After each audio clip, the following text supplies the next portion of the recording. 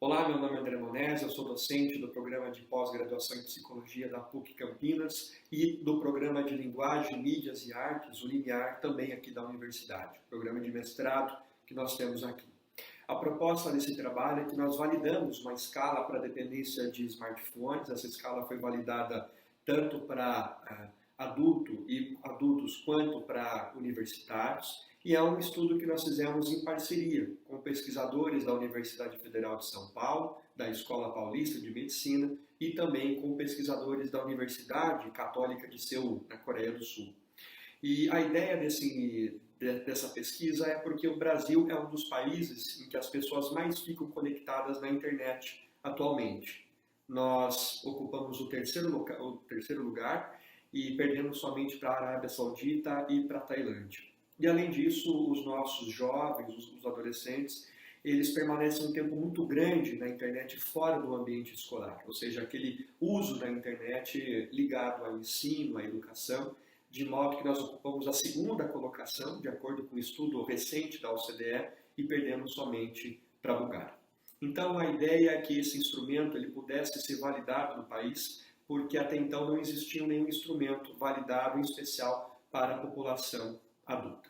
O que nós encontramos, os principais resultados, é que aproximadamente 35% dos adultos, para ser mais exato, 35,3% dos adultos e 42,9% dos universitários, eles apresentaram algum uso problemático de smartphone. E quando nós falamos uso problemático, não é necessariamente um diagnóstico clínico, porque essas escalas elas são escalas de rastreio para algum sintoma ou algum problema comportamental, emocional, que precise ser investigado um pouco mais na frente, provavelmente por um clínico, um especialista, mas já são dados importantes e esses achados que nós observamos, eles são superiores ao que nós encontramos na América Latina, em alguns países da Europa, mas ou eles são similares ou eles são um pouco menores do que nós encontramos com adultos e com universitários de países asiáticos, né?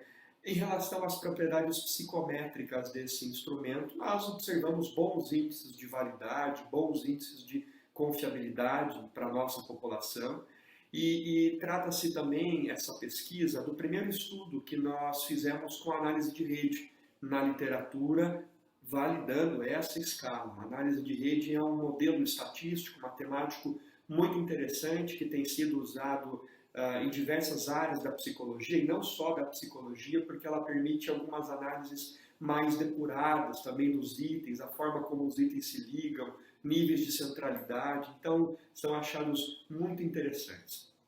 Uma grande vantagem desse instrumento é que ele é um instrumento de rastreio, ele não é um instrumento de diagnóstico.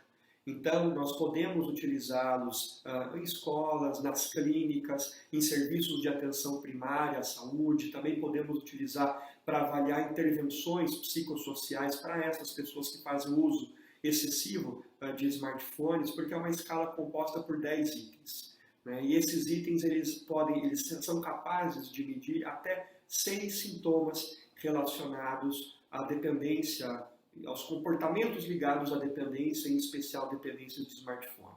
Então, a perda de controle que a gente tem, que é um dos principais sintomas, as perturbações emocionais pelo uso excessivo de smartphones, a tolerância que a gente vê também, inclusive por usuários de substâncias e outros tipos de abuso, a síndrome de abstinência, o descuido com as atividades diárias, muitas vezes as pessoas passam esse tempo excessivo, esquecem de fazer alguma coisa ligada ao trabalho, um dever de casa, e há uma preocupação excessiva com as atividades ligadas ao smartphone e aos aplicativos. Então, nas redes sociais, o que estão falando de mim, etc. Então, é um estudo muito interessante. Nós estamos agora numa outra fase, estamos em coleta para a gente fazer a validação também para adolescentes, e a gente espera também, num curto espaço de tempo, ter esses dados e apresentá-los à comunidade científica. Obrigado.